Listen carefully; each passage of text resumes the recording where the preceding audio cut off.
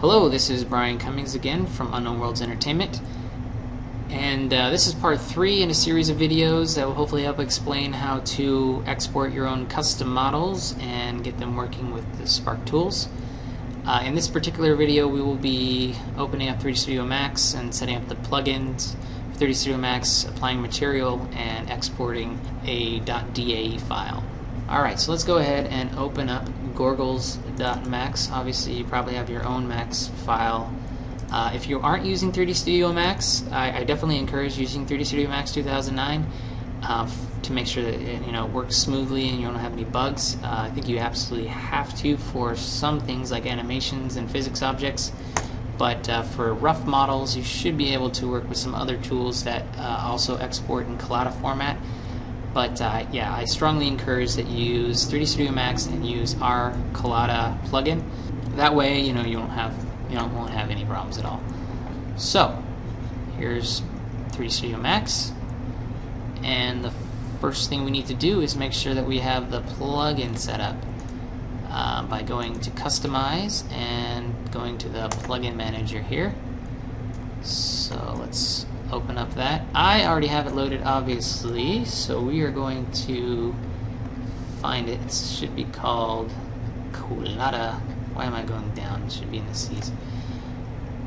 Colladamax.dle, and yeah, you can see mine's already loaded, but obviously you probably need to load that still, so we will go to load new plugin, and I'm just going to go to my desktop and find my shortcut to Natural Selection 2, and if you go to your Natural Selection 2 folder in your Steam folder, you should be able to find a file called colladamax.dle. So what you want to do is open up that, and that should be added to your plugin manager. Obviously mine is already loaded, so I don't need to do that. And then once you've done that, just restart 3D Studio Max. I won't be restarting because, again, I don't need to. So moving on here, let's see, what's the next thing? We've got our plugin. Next thing, we just need to set up the material correctly. So let's hit M to open up the material editor. And obviously I already have mine applied, but let's just overwrite these with blank ones and select everything and apply blank material here so we can work from scratch. And okay, so what you want to do is select one of these circles in the material editor, and down here you'll have a maps pull down that will open up and show you all the different maps that are available to hook up into 3D Studio Max. You really absolutely only need to select the diffuse map here. If you have other files like bump maps and opacity or specular maps, you can apply those obviously to take a look at them in 3D Studio Max, but it's not necessary at all for this export process. So we're going to select this blank map, and then we're going to select bitmap and hit OK. So this is basically just going to hook up our I'm looking for it. Here's our gorgles.psd, and we want to open up that gorgles.psd. Since it's a Photoshop file, it's going to ask me if it wants to collapse the layers, which I do. And since Max is weird, it's going to make me resize it. Obviously you want it 1:1, and let's see, I have the map right here. Yep, that looks good. And next thing we need to do is actually apply it to the gorge. So I'm just going to select the gorge here and assign material to selection. So that's actually selected or applied to the gorge now. You can tell when something is applied to what you have selected by having these like bold triangles in the corner of the boxes here. And yeah, alright, so we need to select this button next, which is Show Standard Map in Viewport, and that'll just show the map in Viewport. Right now it has the goggles and the packs using the gorge material, which is kind of silly, but yeah, we'll change that in just a second. So what we need is a second material to be applied to this gorge, and all I did there was just name it something different. And now I need to it's got some UV template there, we can ignore that. Apply a new bitmap to it, and this one's called gorgles.mist.psd, and as you can see in this preview, it's just the Spec Ops face and special like textures and stuff all stored on that material. So I'm going to open that, and once that's applied, we should be good to go.